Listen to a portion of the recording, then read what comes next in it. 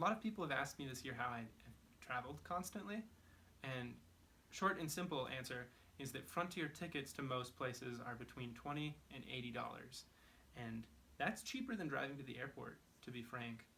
So that's the main reason that I've been able to travel so much this year. But there are some other reasons too, and I wanted to talk about those in this video. So in addition to cheap plane tickets, which are obviously awesome and you should do it. By the way, when you book on Frontier, even if you bring a bag, you don't have to pay for the works package that they put together. It just makes the tickets uselessly more expensive. And they never require that you do those things. They just make it look like it's required. So don't feel the need to click the big green button, click the little green text, and then you're good. You save like $45. Anyway, slight digression. The most important part when you're planning to do something that's out of your routine, for all things in life, not just traveling, but traveling is definitely where this is most applicable, is that you just start telling people that it's going to happen. The biggest mistake a lot of people make, at least in my experience, is they'll be like, oh, I'd love to go to Hawaii someday. And I can say that because I haven't been to Hawaii yet, because I've been saying I'd love to go to Hawaii someday my entire life. And then, just in November, I said, I'm going to go to Hawaii in January, because a friend mentioned that she's going and invited me. And I was like, that's a good idea. And so you switch from, I'm going to go someday, to, here's when I'm going.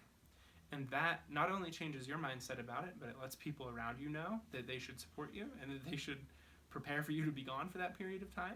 And even if you're not serious about it when you first say it, the like, oh, cool, that you get from people will be oddly reassuring, and then you'll take the trip more seriously.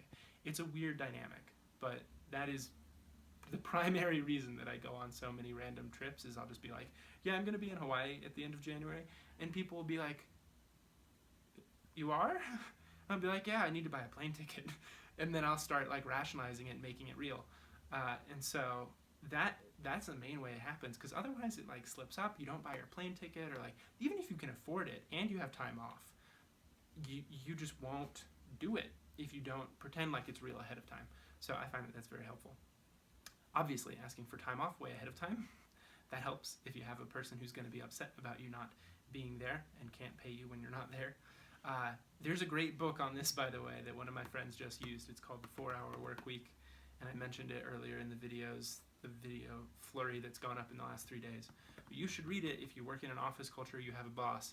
It includes a lot of great strategies to just convince your boss to let you work, either from home or while traveling full-time. It's magnificent. And not only just stories, but case studies of people who have done it, because lots of people do it. Especially now, there's no reason you can't work location independently. Anyway, slight digression. Make sure that, you invite people you want to invite and that you go on trips with friends.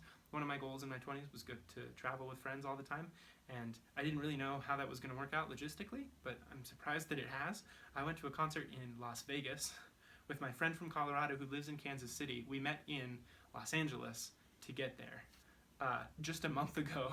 That's a lot of like different locations and travel situations. But yeah, I went to a Switchfoot concert in Reliant K with Trevor. There are videos about it, as you might imagine. It just happened by looking up the tour dates and being like, who wants to go to Vegas on this date with me? I don't know how I'm going to get there.